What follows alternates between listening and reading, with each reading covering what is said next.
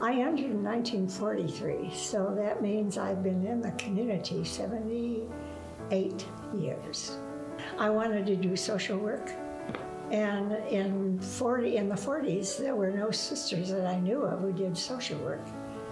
Well, when I entered, I did not want to be a teaching sister. I didn't want to be a nurse. I wanted social work. I didn't know all that what that entailed, but I, like Mary Ellen, wanted to be a social worker. I was working for the telephone company, and the reason I wanted to be in Los Angeles, I was starstruck.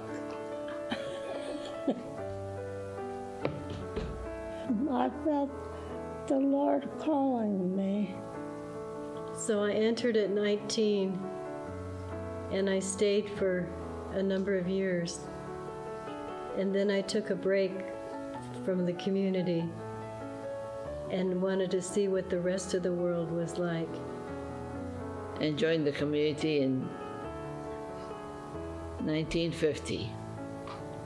I was 26 at the time. Well, I had met a sister. She had come to our parish in Lorraine. I had an experience that caused me to go to Buffalo and see her again. And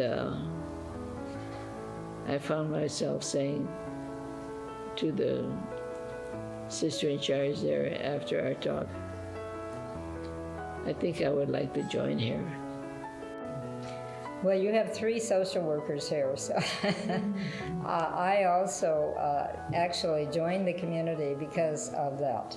And I happened to be at St. Louis University at the time, and I did write Sister Frederica because I looked in a book in the library at the university, and they were listed, Sisters of Social Service, in 2 different places, New York and here.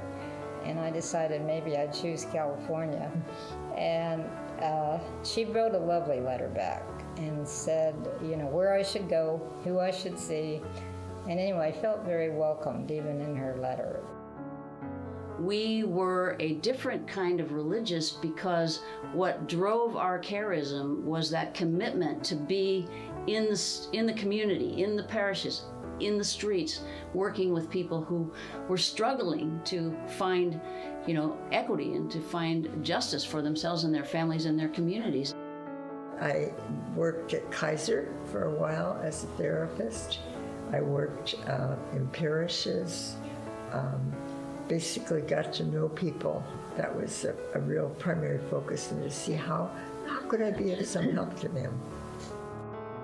I did mostly home care, which was very familiar to me because it was visiting. You had your own caseload of patients, and you visited them in the home, and that sort of thing. I really loved it very much. For 44 of my 47 years, I have worked primarily with and through the African American Catholic community. Having the opportunity to be one of the first students in the Institute for Black Catholic Studies, where I am still an associate director of that program, having the opportunity to freelance, and just to have all of my living expense, my ministerial expenses underwritten by the community. I always knew that it was the assistance of the auxiliary and persons who believed in the mission, persons who felt resonant with the charism of the community, who made sure that we had what we needed to do what we believed we were called to do. Our auxiliary are prominent families, women who come from prominent Catholic families that have been in the diocese forever and have been committed to making sure that resources are available so that people on the margins of society here in Los Angeles and other places in where we serve, that those resources are there. Well, they provided the funds, and they also volunteered. They came and worked. I know we were very dependent on their support. They were a big support to us. I don't know if we had been able to do the things that we could do without their being involved with us. They were the ones that kept it going. When I thought of all the stuff that was in my life, I realized that the values of the community were the ones that were a draw for me. I came back. I've been back for 25 years, and I realized how many people there were that loved me and that I loved them. And so I moved into the villa. Well, it's not just a place to retire to, it's community. My favorite part is by being so well cared for. Yeah. I marvel at how spoiled we are. We've got so many advantages here. Somebody does the laundry for us and cooks in 3 meals a day that are delicious. Breakfast, lunch, and dinner. We have our own private room, our own private shower, which I really appreciate.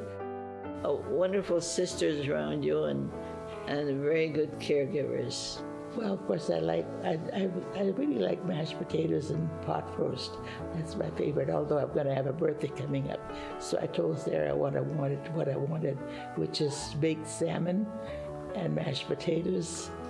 I started to slow down, and so I had a lot of friends already here, and I wanted to come here. I love to go for walks. I mean, it's a place where it gives me time to think about, where am I at? What's meaningful for me at this time?